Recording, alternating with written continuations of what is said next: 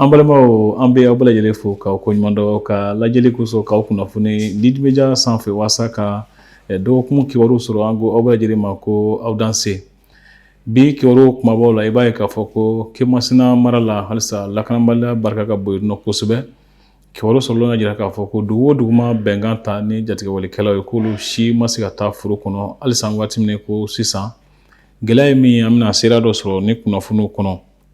Kɔɔrisɛnɛlaw ka ɲɛmɔgɔ falela o y'a jira k'a fɔ ko o bɛ se ka jigiya d'u ma k'a fɔ ko gɛlɛya minnu b'u kan ko olu dɔw na wuli ka bɔ u kan waati nataw la. I b'a ye fana k'a fɔ ko lafasatɔnko sira kan BMS ka lafasatɔn bɛ wele ko syndicat libre de la BMS olu bɔra SYNEBES la ka na CSTM la. I b'a ye k'a fɔ ko o baaraw fana sɛmɛntiyara nin dɔgɔkun in kɔnɔ. An bɛna kibaru wɛrɛ sɔrɔ ka fara olu kan dɔgɔkun kibaru kɛnɛ kan bi don in na. Lemanaw an bɛ aw fo ko kura ko aw danse dɔgɔkun kibaru kɛnɛ kan. Kibaru an b'u daminɛ ni Kɛmasina mara kibaruw ye ka sɛmɛntiya k'a fɔ ko sɛnɛkɛla caman ma se ka taa sɛnɛkɛ yɔrɔw la halisa ka sababu kɛ bɛnkan tabali u ka dugu ni jatigɛwalekɛlaw ni ɲɔgɔn cɛ. O kɛmɛ ka mɔgɔ caman bali ka taa foro la sabula jatigɛwalekɛlaw ka wajibi don ni bɛnkan ma ta u tɛna se ka sɛnɛ kɛ. An ye seereya min sɔrɔ nɛgɛjuru sira fɛ an ka kumamandaw fɛ. Vraiment Kɛmasina ba ka bolo kɔni a gɛlɛyara an filɛ waati min na ko sisan a gɛlɛyara k'a fɔ fo t'a fɔ gɛlɛya da sabu ka d'a kan dugu dugu kɔnɔ k'o tɛ accord la o si ma sɛnɛ kɛ hali sisan dugu dugu kɔnɔ k'e tɛ jɛrisu kɛ bɛnkan na k'e tɛ terisu kɛ bɛnkan na a si ma sɛnɛ kɛ hali sisan ka sabu ka d'a kan an filɛ juillet kalo la fo sisan sɛnɛ ma kɛ dugu dugu tɛ accord o si ma sɛnɛ kɛ ɲɔkɛ dingɛ na baganw bɛ cɛ don o don bagan bɛ cɛ yɔrɔ dɔ la Kɛmasina mara kɔni a gɛlɛyara kɛrɛnkɛrɛnnenya Sulɛyi commune Saro commune Folomana commune Sayi commune don o don mugu ci bɛ dugu ninnu bɛɛ lajɛlen kɔnɔ kuma bɛɛ a bɛ nin commune dɔ kɔnɔ walasa dimanche le 14 juillet jadisiw nana ka na Wana o kun ye Wanakaw siɲɛ fila u n'u ka baganw cɛ dimanche le 14 juillet 2024 u nana ka na Wana baganw cɛ serturaw an bɛ sɛnɛ kɛ ni minnu ye n'an ka n'u fara ɲɔgɔn kan ka taa n'u ye ka na Wana le 14 juillet kɔfɛ lundi le 15 juillet u nana Berta ale bɛ Saro commune na a bɛ Siɲaro ni Kɔrɔn cɛ ani Siɲaro cɛ kilo 3 ye Berta ye duguba ye karamɔgɔ duguba don u nana ka na Berta serturaw daba misɛnw u nana ka na bɛɛ fara ɲɔgɔn kan u ɲɛ dara fɛn o fɛn kɔni kan taara n'a bɛɛ ye Berta tiɲɛ yɛrɛ Kɛmasina baga bolo kɔni a kɛra gɛlɛya dan ye ala b'a dɔn a kɛra gɛlɛya dan ye o ma k'a bannen dɛ le 15 juillet encore o don kelen le 15 juillet o don kelen u nana kurun bɛ Yolo mara la a bɛ Yolo mara la découpage kɛlen a nana u nana Nɔnɔnkɔ fɛ donc u nana ka na koro ka na bagan dɔw cɛ yen tuguni ka mɔgɔ kelen faga ka mɔgɔ fila minɛ ka taa n'u ye tiɲɛ yɛrɛ la vraiment Kɛmasina baga bolo kɔni gɛlɛya dan n'u an filɛ waati min na ko sisan ka daminɛ septembre 2023 fo bi lafiya tɛ Kɛmasina baga bolo kɛ don o don baganw cɛra don o don mɔgɔ fagala o de bɛ kuma bɛɛ i k'a mɛn i kana mɛn a ma ban halisa le 17 u nana ka na kɛlɛ bɛ Siɲaro commune na ka na baganw cɛ ka taa n'a an bɛ ci kɛ ni misi minnu ye ka n'u cɛ ka taa n'a ye sɛnɛkɛla jigi a ka sertura de n'a fɔra o cɛ ka bɔ i bolo i bɛna mun de kɛ se jumɛn de bɛ yen an jigi ye faamaw ye dɛ a ma ban dɛ o don kelen le 17 juillet mercredi u nana ka na Ninga bɛ Folomana mara la ka taa ni Ninga serturaw ye an bɛ ci kɛ ni misi minnu ye dɛ sertura ninnu u nana u cɛ fara ɲɔgɔn kan ka taa n'u ye o caman mɔgɔ si se ka hakɛ f'u la tiɲɛna Kɛmasina baga bolo kɔni an kɔni a tiɲɛna an b'a fɔ a tiɲɛna sɛnɛ kɔni bɛ kɛ dugu si la dugu kɔni tɛ accord kɔni kɔnɔ u si ma ɲɔkɛ dingɛ na hali sini u ma ɲɔkɛ dingɛ na dugu fitinin tɛ to duguba tɛ to u ye dugu bɛɛ kɔni don ɲɔgɔn na sa kɔni an kɔni min autorité fɛ halisa u k'a lajɛ Kɛmasina baga bolo k'u kɔfilɛ an na an m'a f'u mɛn baara kɛ nka tiɲɛna ko in gɛlɛyara dɛ n'a sɔrɔ ni fɛɛrɛ bɛ se ka sɔrɔ ka donsow dɛmɛ u bɛ se ka défense kɛ yanni waati dɔ cɛ sinon a gɛlɛyara an kɔni min ɲini fɛ u bɛ fɛɛrɛ kɛ ka donsow dɛmɛ an ka se ka défense kɛ mɔgɔw ka t'u sigiyɔrɔ la. Kɔɔrisɛnɛlaw ka ɲɛmɔgɔ falela Nango Danbele ale bɔra a jɔyɔrɔ la i b'a ye k'a fɔ ko min bɛ tali kɛ sɛnɛkɛlaw ka ministre fana Lasine Danbele olu bɛɛ lajɛlen bɔra u jɔyɔrɔw la gɛlɛya caman o bɛ kɔɔrisɛnɛlaw ka bolo kan waati laban ninnu na kabi samiya surunyalen fo ka se sisan ma halisa kɔɔrisɛnɛla caman jira k'a fɔ ko nɔgɔw olu ma se u ma fɔlɔ wa min yɛrɛ fana bɛ tali kɛ sɛnɛ kɛfɛn wɛrɛ caman wɛrɛw bɛ yen nɔ minnu ma se ka se u ma waati min ko sisan o de kama o y'a sɛmɛntiya k'a fɔ ko ni falen minnu nana ko u jigi b'a kan k'a fɔ ko u bɛna nɔgɔya don u ka gɛlɛyaw la an ka u ka ɲɛmɔgɔ dɔ lamɛn ka bɔ Joyila mara la Daramani Mariko ale ye min fɔ an ye nɛgɛjuru sira fɛ an k'o dɔ lamɛn. laɲini min tun b'a la o ye an ka jamanakuntigiw ka lajɛ ka CMDT ɲɛmɔgɔ n'o ye PDG u ka a nɔnabila walima a ka démissionner ka bɔ baara in na ka da ka baara in kun tiɲɛna a bolo. O la ni o kɛra an bɛ se k'a fɔ ni jamanakuntigi ye wele k'a lamɛn ka o ɲɛmɔgɔw falen n'o ye minisiri so ye ani CMDT ɲɛmɔgɔ an bɛ se k'a fɔ a bɛ se ka kɛ sababu ye laɲini ye mun ye sɛnɛkɛlaw fɛ kɛrɛnkɛrɛnnenya anw kɔɔrisɛnɛnaw fɛ kɛrɛnkɛrɛnnenya anw jɛkulu min sigira Mali kɔɔrisɛnɛ gɛlɛya b'a fɛ ka don a la walasa gɛlɛya bɛ se ka bɔ a la cogo min na an bɛ se ka kɛ sababu ye ka o gɛlɛya wuli ka da kan ni a fɔra ko mɔgɔ dɔ gɛlɛya dɔ donna baara dɔ la e min nana bila a nɔ na e de kan ka i jija sisan ka gɛlɛya bɔ baara in na ka gɛrɛ a baara kɛbagaw la. O kɔfɛ an bɛ laɲini min kɛ sisan PDG kura min fɛ min bilara CMDT ɲɛmɔgɔ kɔrɔ nɔ na a ka a lajɛ ka Mali sɛnɛkɛlaw bɛɛ fara ɲɔgɔn kan kɔɔrisɛnɛnaw ka da kan kɔɔrisɛnɛnaw kun farafaralen don ka sababu kɛ PDG kɔrɔ ka taabolo ye n'o ye Dr Nangɔ Danbɛlɛ ale ka taabolo kun kɛra sababu ye ka kɔɔrisɛnɛnaw fara ka bɔ ɲɔgɔn na si ni si kun tɛ don da kelen fɛ tuguni an b'a ɲini ale fɛ ani a n'a ka minisiri min bɛ yen n'o nana an b'a ɲini u fɛ u ka a lajɛ ka Mali kɔɔrisɛnɛnaw u bɛɛ fara ɲɔgɔn kan hakilila kelen kan n'o ye Mali kɔɔrisɛnɛ bɛ se ka don bala cogo min na gɛlɛya o gɛlɛya bɛ yen n'o bɛ Mali kɔɔrisɛnɛ na o ka se ka o gɛlɛya wuli ka bɔ yen. O kɔfɛ an b'a ɲini PDG fana fɛ PDG kura min sigira an b'a ɲini a fana fɛ anw ye laɲini tɔ minnu kɛ ni o laɲiniw ma se ka waleya a san furusan halisa an b'a ɲini a fɛ a ka o laɲiniw a ka a lajɛ joona k'olu wuli ka bɔ yen walasa anw jigi tun bɛ sɔrɔ min kan san nata la walasa dɔw ka se ka fara sɔrɔ kan ka da kan Mali sɛnɛkɛlaw tun bɛ yɔrɔ min na komi sisan dɔw bɛ ɲini ka u ka kɔɔri foro yɛlɛma ka bɔ yen ka ɲɔ dan o yɔrɔ la walima ka bɛnɛ dan o yɔrɔ la ka sababu kɛ mun ye engrais ma se u ma. Suman min ni o bɛ kɛ ka balo kɛ n'o ye jamana balo ye kɛrɛnkɛrɛnnena kaba o kaba min fana sɛnɛna o engrais ma se a seyɔrɔ la o la an b'a ɲini o fɛ joona engrais tɔ minnu bɛ yen n'olu ma se u seyɔrɔ la u k'a lajɛ ka engrais lase u seyɔrɔ la. Nin dɔgɔkun in kɔnɔ kalata ko ɲɛnabɔ cakɛda EJ olu ye politiki tɔnw kunbɛn ani fasodenw tɔgɔla tɔnw i b'a ye k'a fɔ k'u ye a sɛmɛntiya olu ye k'a fɔ ko u sera ka sigiyɔrɔ sɔrɔ jamana marabolo bɛɛ lajɛlen kɔnɔ k'u ka bolofaraw sigi yen nɔ wa ko labɛnw bɛɛ lajɛlen fana sabatilen don u bolo min b'a to u bɛ se ka kalata baaraw sabati. Nka lajɛrɛ in kɛnɛ kan politigimɔgɔw ka kulu min bɛ wele ko déclaration du 31 mars 2024 o tɔndenw ye wajibiya k'a fɔ ka ɲɛmɔgɔ minnu minɛnen don mɔgɔ 11 k'olu ka bila n'olu ma bila ko ni EJ mɔgɔw tɛna se ka baara kɛ o cogoya ninnu kɔnɔ u ka ɲɛmɔgɔ dɔ ye Dr Mahamadu Konate an ka lamɛn nin kow sira fɛ. Donc EJ ye baara cakɛda ye baara ɲɛnabɔ yɔrɔ ye jamana ɲɛmɔgɔ ye min sigi kalafili ɲɛnabɔli siraw kan. A ye fɛɛrɛtɔn bɛɛ lajɛlen wele n'o ye politiki tɔn ye bɛɛ lajɛlen wele ɲɔgɔn ye la CICB la tɛnɛndon an nana u ye dantigɛli kɛ olu ye labɛn minnu sabati ka se bi ma walasa ɲamakalafili ani kalafili tɔw ka se ka labɛn danaya kɔnɔ. Anw bɛ jɛkuluba minnu représenté an ye kuma ɲini k'a jira EJ la ani fɛɛrɛtɔn tɔw k'a fɔ anw jɛɲɔgɔn maa 11 de bɛ bolo la u minɛlen don u minɛna mun na faamuna jɔn fɛ fɔlɔ u minɛna jamana marabaw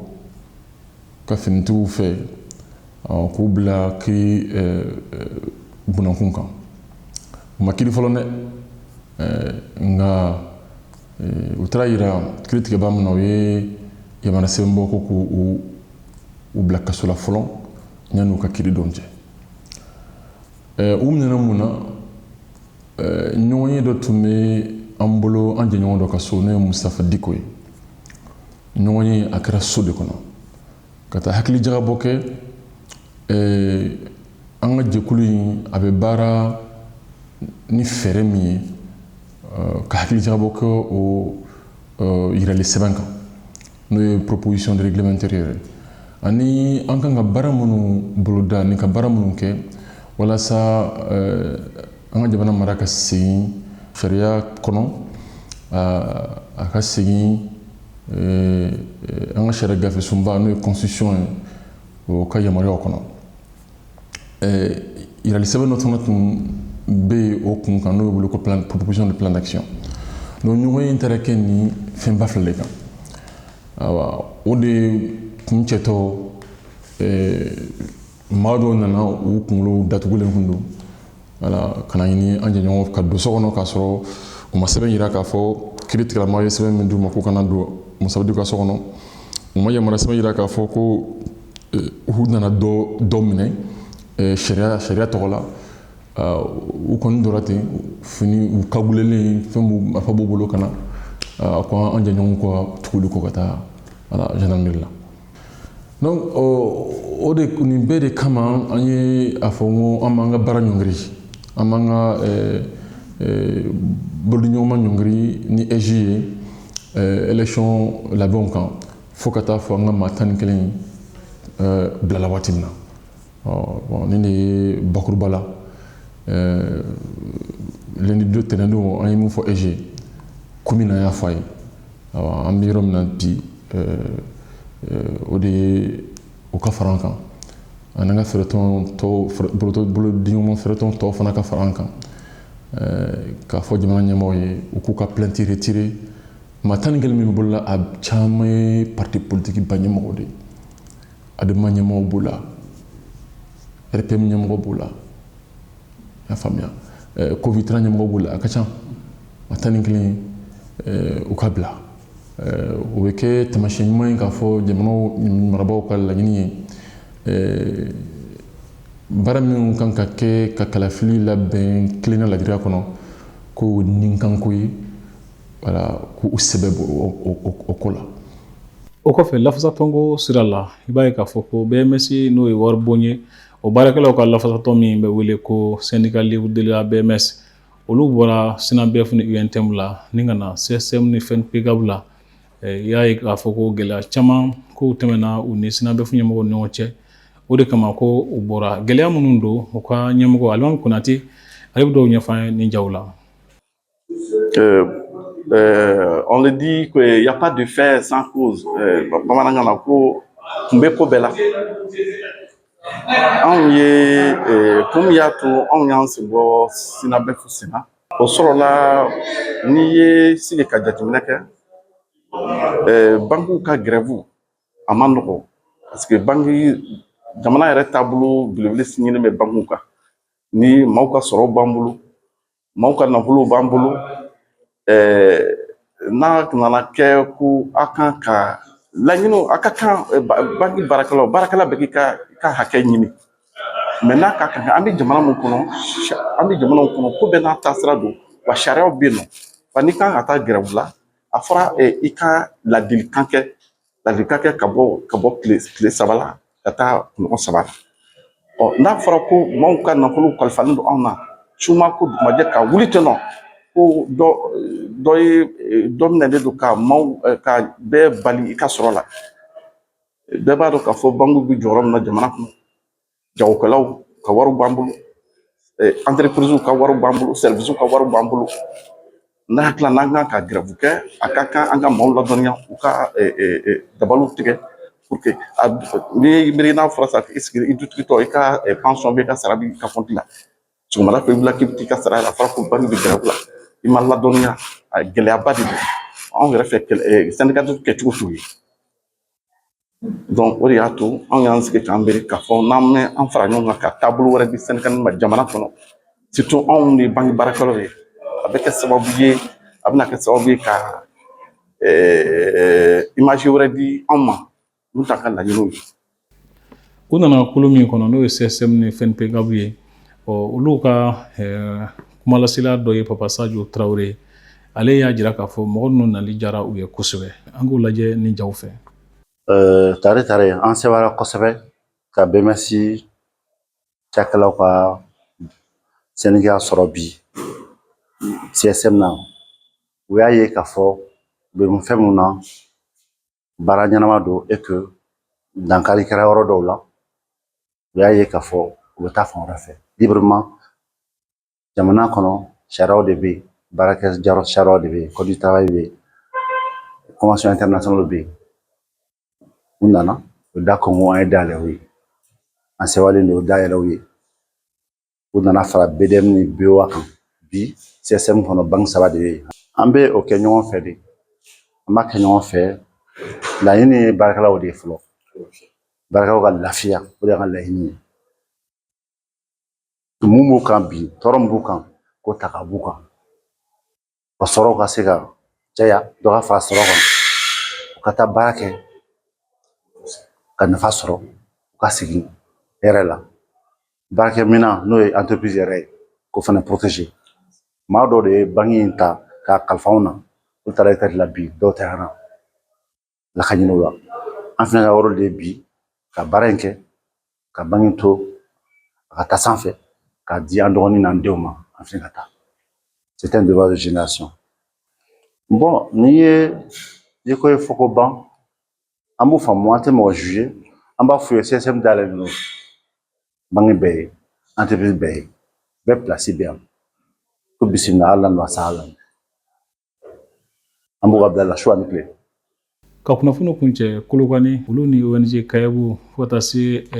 baɲumankɛ tɔn wɛrɛw ma olu ka jɛ ka baara fɛ ka kunnafoni di dugumɔgɔ ninnu ma u ka se ka faamali kɛ Kolokani mara la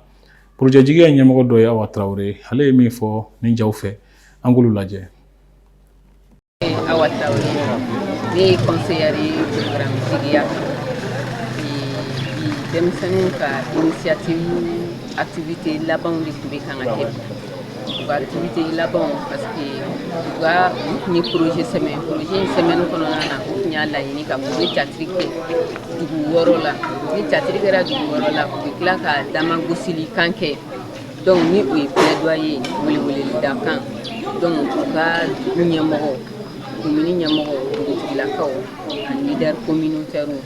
donc o welewelemadali kan donc u ye laɲini kɛ dugutigilakaw ye ani commune ɲɛmɔgɔ n'o ye maire ni a ka jamaw ye donc pour que vraiment degun min b'u kan furu joona kɔnɔna na commune yɛrɛ kɔnɔ sabula furu joona a kɔlɔlɔ bɛ se musomaninw de ma donc pour que vraiment se ka fara ɲɛmɔgɔ ninnu bɛ se ka fara u kan cogoya min na pour que vraiment furu joona in a bɛ se ka dabila cogoya min na u ka commune kɔnɔna na parce que u degunnen don kosɛbɛ u ka kalanw bɛ kan ka tiɲɛ donc u ka laɲini caman bɛ yen nɔ a si tɛ kan ka se ka sabati donc c'est pour cela u ye a initier an ka hakilina tɛ dɛ denmisɛnninw yɛrɛ ka hakilina de don pour que furu joona in ka dabila ka bɔ u ka commune kɔnɔna na. Lebanon ne bɛ dan sigi bi dɔgɔkun kibaruw la kibaruw farala ɲɔgɔn kan ka lase aw ma André Traoré Emmanuel Jara ani Daniel Pujugu fɛ walasa aw ka se ka an ka dɔgɔkun kibaruw sɔrɔ waati ni waati aw bɛ se ka aw abonner an ka page la Lead Media chaîne YouTube sanfɛ walasa aw ka se ka jaw sɔrɔ a bila waati yɛrɛ la an b'a fɔ ko aw ni ce aw k'an bɛn waati wɛrɛ.